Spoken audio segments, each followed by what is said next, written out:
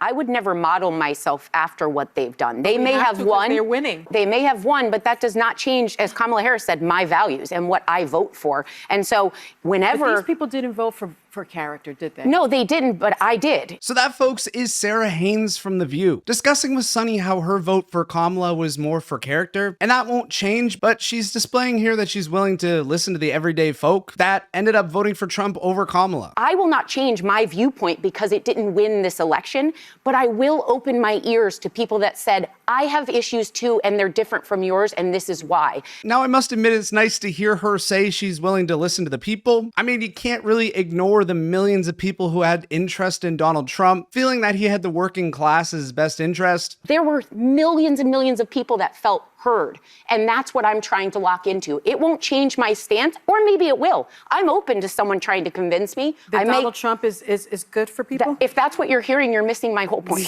So she seems like she's drawing that line where she's willing to listen to people, but she's not really going to concede by the sounds of it. She sounds very hard on her stance for Kamala. I've played sports through college, and you never ignored the tapes of the game and just said they cheated. Like you look at the game, you assess it, and you go forward. So yeah, she understands the fact that you can't ignore these millions of people, whether you were in favor of Kamala's policies or Trump's. But now Whoopi comes in with quite the hot take here, folks. I'm sorry, when you have one candidate who has been running for 12 years, who lies and changes things, I appreciate that people are having a hard time. Me too. Yeah. I work for a living. If I had all the money in the world, I would not be here. So yeah, we kind of get an inside look at Whoopi and how she feels about being on The View and the fact that she's kind of here monetarily. Interesting admission there. I'm a working person. Look, folks, we never pocket watch. We never rich shame, okay? And I mean, if anybody was in her shoes, they would be trying to do the same thing. If we had the path to $60 million, we'd probably do the same. Jesus. But yeah, Whoopi, please. My kid has to feed her family, you know, and my great-granddaughter has to be fed by her family. I know it's hard out there, but I also know that there are a lot of things that we just said, no, I'm just going to go this way. And yeah, a lot of people online weren't falling for this. A lot of people were kind of unhappy about this. And I can understand. Like, just based off the 10% expectancy in an ETF in the stock market, you could potentially get 100 grand a year just off $1 million. And you could even manage a little less and pay yourself dividends, which makes Whoopi's $60 million like an infinite money glitch. So she really doesn't know what tough times are these days, unless she's just really bad with her money. We talk to people all the time who say this is what's bothering me.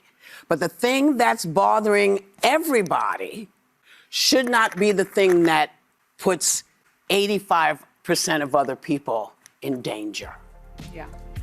That's what we're saying. So I'm not about to debate whether Trump's putting people in danger, but let's see what people had to say in the top comments of this latest The View episode. I hate when rich people complain about money to people who are struggling more. It's so insulting, and a coworker got reprimanded once when she did it at work during the lockdown. This is the elite attitude that we are resisting. Talk about character. This is hideous character. Did she really have the nerve to say she is working because she doesn't have enough money? Wow. The audacity to say she's on the same level as someone struggling to pay for a home and food. Whoopi, it is utterly dishonest to compare your financial situation to that of those who are struggling to make ends meet right now. You are well off and will be for the remainder of your life. I can't sympathize with Whoopi. I live off less than $20,000 a year with a college education, but no thanks to my prior job that caused me unnecessary injury. Now I scuffle to physically, mentally, spiritually, emotionally, and financially stand up. If Whoopi desires, she can downsize and still live better than the average American.